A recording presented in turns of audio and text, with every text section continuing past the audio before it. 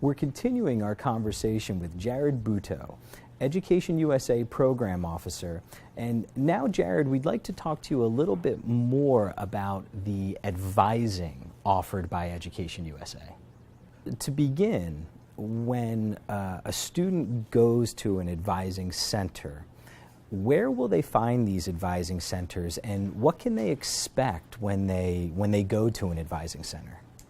It's a very good question, Eric, and I know students may get tired of hearing this answer, but the truth is that it depends. As I mentioned before, our network is very large, over 400 centers operating in more than 170 countries, which means that centers in different countries and even in different cities in the same country might be different in terms of facilities and size.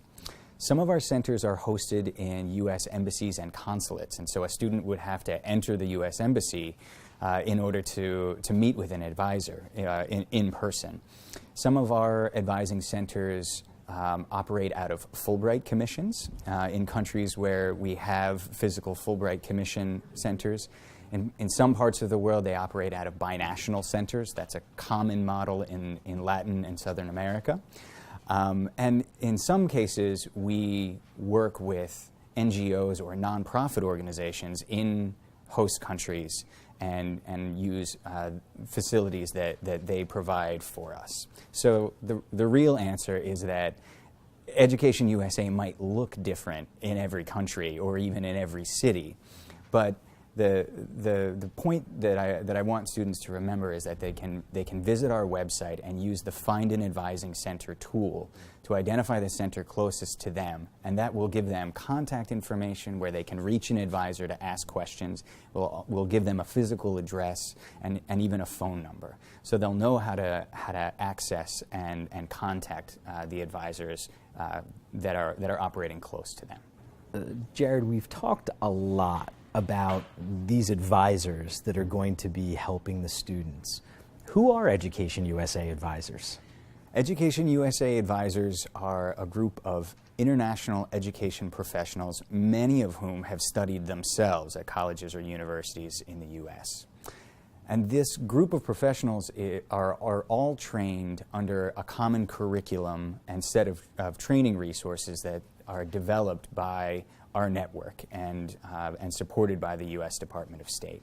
They all have access to common resources that they use in their work with students, and we do a lot of training of our advisors, and they do training locally in the regions where they operate, and we even bring them to the U.S. on a very regular basis to represent our network and to get professional development so that they are always updating their skills on how to work with students.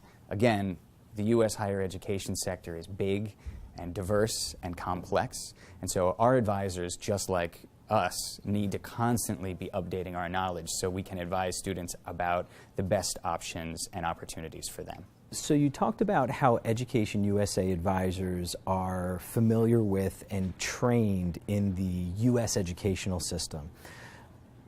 Are they also experts in the educational systems of the host countries where they're working and living? They are. Our Education USA advisors work with students and professionals in the primary, secondary, and post-secondary educational systems in the countries where they live.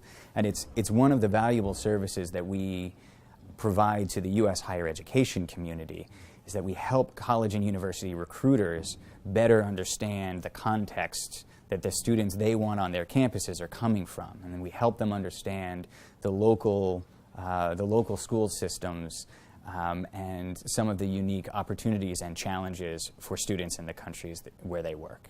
So you mentioned the way that in-country knowledge can help admission officers. How can that in-country knowledge also help the students? Well, I think the more the U.S. college and university community and the recruiters that represent that community know about international students and the students from the individual countries where they're trying to recruit, the better for students. Students need to understand U.S. higher education, but U.S. higher education needs to understand international students too. And we also know that international students are just as diverse as the Education USA network and the U.S. higher education community. So relying on Education USA advisors to provide information about students in each part of the world is an important service that we provide to the U.S. higher ed community. So before a student visits an advising center, what can they do so that they'll get the most out of that visit? It's a good idea for students to visit our website and to find the center nearest them. And online they'll find information about events that Education USA Center will be holding near them, both in-person events and virtual events. They might want to participate in a virtual college fair or an in-person college fair. They might want to visit an introductory advising session to learn a little bit about the process and get an intro to our network. So there are lots of ways that a student can use our online resources to familiarize themselves both with the 5 steps and what they can expect in the application process, and with our network and the centers nearest them before they actually pay a visit to our advisors in person. Jared, are there any limits to how much advising a student can receive? The quick answer to that question is no. Our advising services are available to any prospective student who wants to study in the U.S. I think an important thing for students to remember and recognize is that our advisors may be fielding questions from all across the country where they live and work. And so our advisors work very hard at their jobs. If you've sent a question via email or you've left a message, please be patient, and our advisors will get back to you.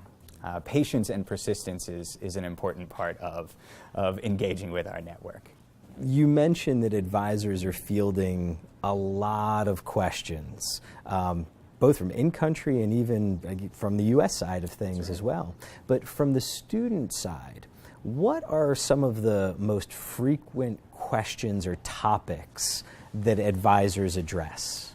Yeah, I think this notion of helping students to find their best fit institution is a really important one.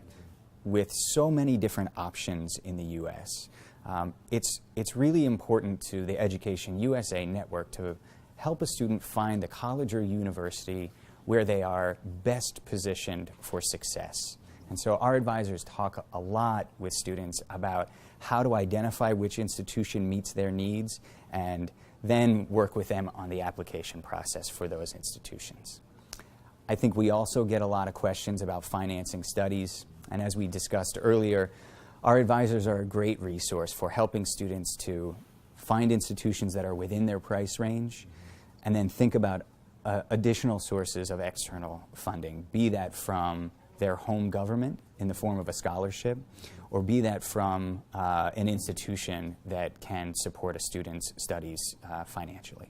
We'll be back with more from Jared Butow in just a minute.